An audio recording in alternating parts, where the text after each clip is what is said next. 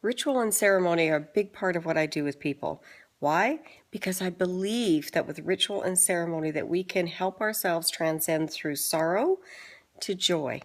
And it's about giving expression to those feelings of sorrow and sadness that we may have.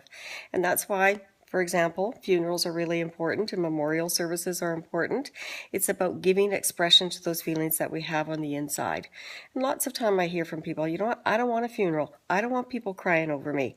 You know what, it's not about you when you die. It's about the people who are left here behind, who have to find their way to live the rest of their life and to really live, not to just exist in life. You need to live, and to live in joy and with hope and with happiness, because we all deserve to. But before you can get on to living again with that sense of joy and happiness, we have to work through those feelings of sorrow. And so building in ritual and ceremony throughout the grief, and maybe even beyond, because certainly I know that for me it's been 25 years since my husband, the father of my children, passed away, and over those 25 years we found different ways to celebrate him and to bring him into special occasions. And that really is about us being able to enjoy the day, and knowing that if we don't address that feeling of sadness that maybe he's not with us, or acknowledge for us that there's someone missing at our table, then we can't really allow ourselves to embrace the day. So ritual and ceremony are very, very important. And it sounds very formal, ritual and ceremony. It doesn't have to be. It can be as simple as writing a beautiful note, putting it in a bottle, and setting it sail into the ocean. It can be about writing a beautiful message on a balloon. All people together, a family, writing messages on balloons and releasing them to the heavens and sending, your love upwards so that love will trickle back down to you.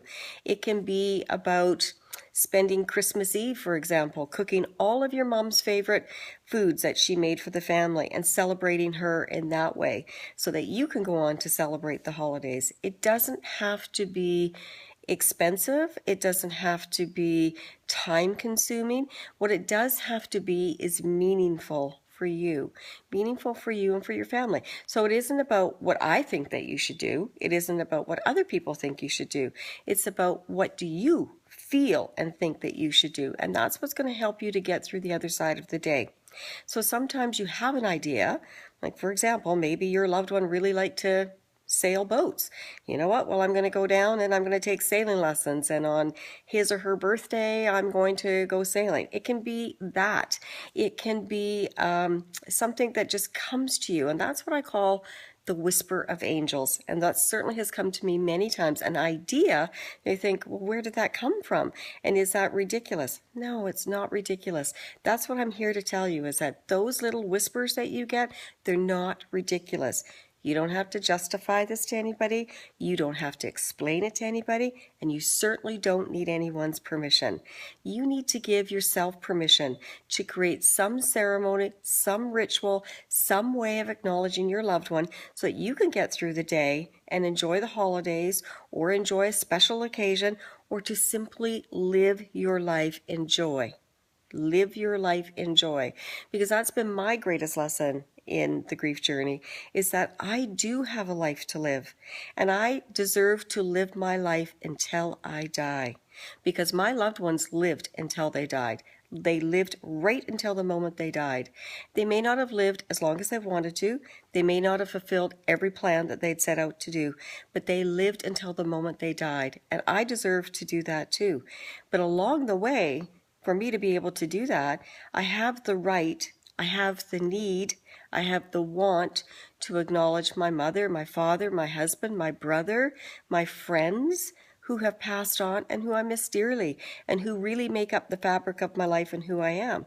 So I find little ways to acknowledge them, and I don't explain it to anybody, and you don't need to either. So if you would really like to stay in touch with me, keep in touch. Follow my websites, follow my blogs, sign up for my newsletters. My book, Life Losses, Healing for a Broken Heart, I talk about ritual and ceremony and addressing holidays and special occasions. They are an important part of life, and I really want you to enjoy them. So reach out, talk to people, create something unique. You deserve to be happy.